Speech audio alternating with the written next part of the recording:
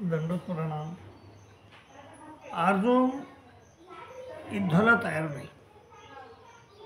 तो विसृज्य शशरम चापम शोक सविघ्न मानस आपले रथाच्या खाली उतरलेला आहे.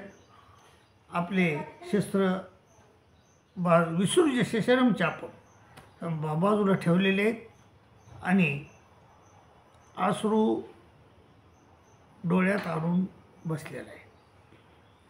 श्रीकृष्ण महाराज त्याला सांगतात की असं तुला यावेळेस असा हा मोह तुला कसा प्राप्त झाला, तुला हे अज्ञान कसं आलं.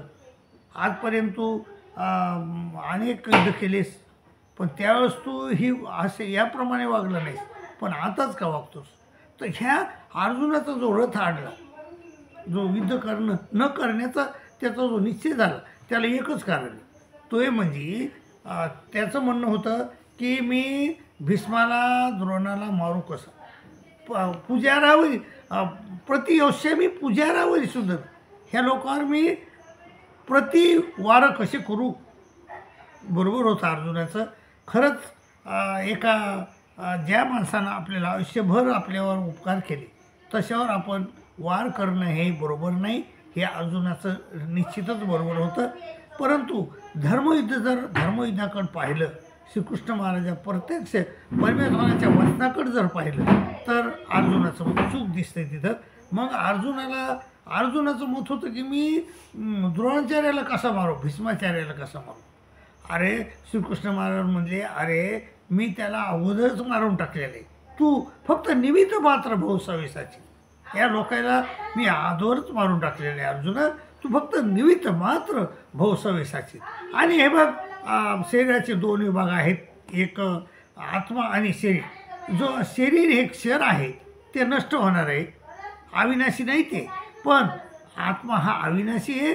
तू जरी तुला वाटलं मी भीष्माचार्याला मारतो, द्रोणाचार्याला मारतो, तरी तू मारू शकत नाहीस. कारण त्याचं शरीर हे तू मारू शकशील, शरीराला नष्ट करू शकशील, पण त्यांच्या आत्म्याला तू नष्ट करू शकत नाहीत. कारण आत्मा कैसा आहे, नैनम छिंदंती शस्त्रांनी नैनम दहती पावकहा न सैनम क्लेदैन त्यापो न सो सैती मारुता. तो अच्छोद्यो यमदाह्यो यम क्लेध्यो सोशेयोचे नित्य आहे तो सर्वगत असतानु आचोलो यम सनातन. मग सांग बरं. आणि मला सांग, हे द्रोणाचार्याचे भीष्माचार्याचे जे देह आहेत ते टिकणारे नाहीत. त्यांचा आत्मा टिकणार आहे, त्याला तू मारू शकत नाहीस. आणि तू रडायलास तर कशासाठी रडायला, त्यांच्या शरीरासाठी रडायला. आणि ते शरीर हे नसोर आहेत, न टिकणारे आहेत. तू आज जरी यायला मारलं नाही तर हे एक दिवशी मरणारच आहेत. अरे ते तर जाऊ दे, मी प्रत्यक्ष म्हणजे ब्रह्माची प्रतिष्ठा आहे. ब्रह्म नो ही प्रतिष्ठा मग मृतस्या वेश्यच शाश्वतस्यच धर्मस्य सुखसैकांतिकस्य. मी त्या ब्रह्माची प्रतिष्ठा आहे, तरीही मला ह्या मृत्यूलोकातून हे शरीर सोडून जावं लागतं आहे. आणि मग तू त्याचं काय घेऊन बसलास, त्याला तर जावंच लागणार आहे.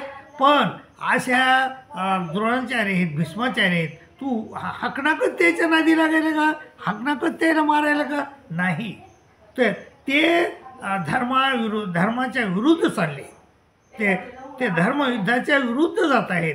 ते एका अतितायाला साथ देत आहेत, एका दुष्ट माणसाला साथ देत आहेत. म्हणून त्याला मारणं गरजेचं आहे, जनतेच्या हितासाठी त्याला मारण्याचं गरज आहे.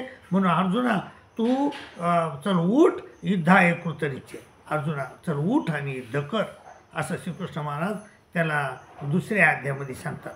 तर आपण याच्या पुढचं विवेचन आपण उद्या करू. तोपर्यंत मला रजा द्या. दंडोत प्रणाम, दंडोत प्रणाम.